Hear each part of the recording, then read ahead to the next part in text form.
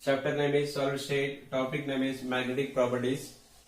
We know that maximum substances are showing magnetic properties. In that magnetic properties, how many types and what is the reason for this magnetic property we are going to discuss in this video. First of all, this magnetic property raised due to the electron. Each electron acting as a smaller magnet. Okay.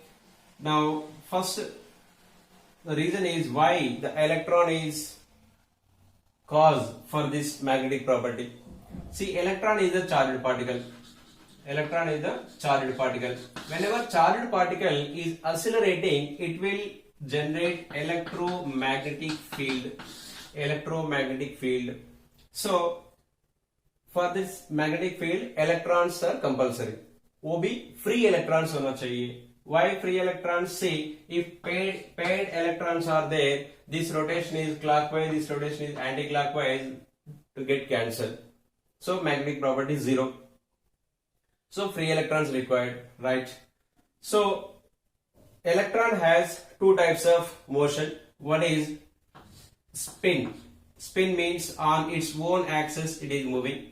As well, this electron is moving in the circular path. Okay, in the orbit.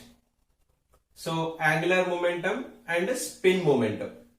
Okay, two types of momentum is there. So due to these two reasons, the magnetic property is producing. Okay. Now, how many types these magnetic properties? Of course, one more point here. The magnetic property, the unit is, it is showing by mu. Okay. The value is 9.1 into 10 power minus 24 ampere meter square. As well, it is also known as Bohr magneton. One Bohr magneton equal to this much. One Bohr magneton. This magnetic momentum is shown by Bohr magneton. Bohr magneton. So 1 Bohr magneton equal to 9.1 into 10 power minus 24 ampere meter square. Now, how many types of these magnetic properties?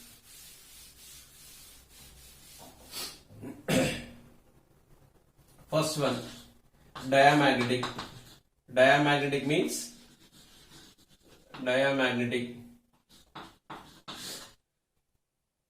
the substances which are repel,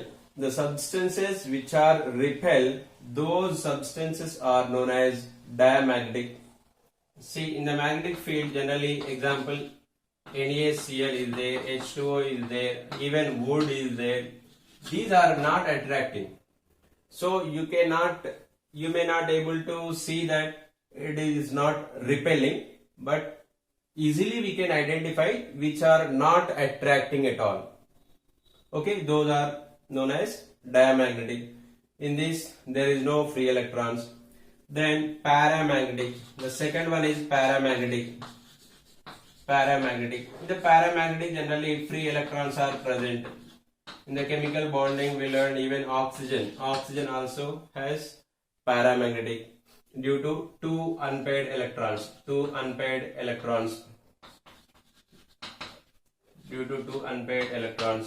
Suppose if you take N2 is the diamagnetic. Here nitrogen is diamagnetic.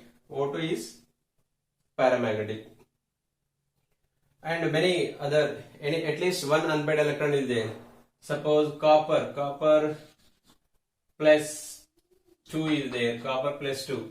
One unpaired electron is there. So that is paramagnetic only. Many paramagnetic compounds are there. P plus 2, chromium plus 3. These all are paramagnetic only. Next, ferromagnetic. Ferro means और ज़्यादा. Ferromagnetic में generally it will comes iron, cobalt, nickel. These three metals will come. These are strongly attracting in the magnetic field. More number of unpaired electrons are there, strongly attracting in the magnetic field. And one more thing, we can prepare a magnet, iron magnets by these metals. Okay, this is the ferromagnetic. Then the fourth one is ferrimagnetic. Ferrimagnetic.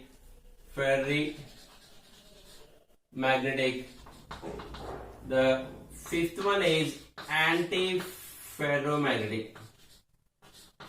Antiferromagnetic.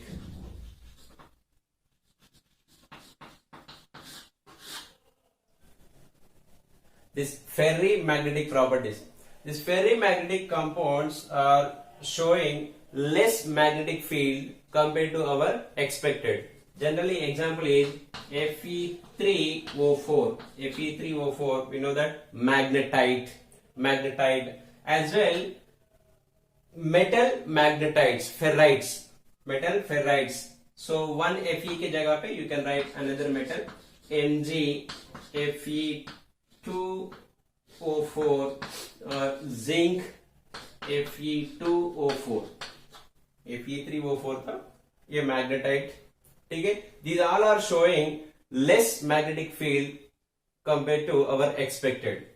And antiferromagnetic में completely opposite. There is no magnetic field. Example, manganese oxide. Sir, if there is no magnetic field, we can discuss in the diamagnetic. See, in the diamagnetic there is no unpaired electrons. But in case of antiferromagnetic, unpaired electrons are there even though it is not showing magnetic field. What is the reason? See, the reason I will explain you here. See here, each metal has a small inside cubes type is there. Each cube is called domain.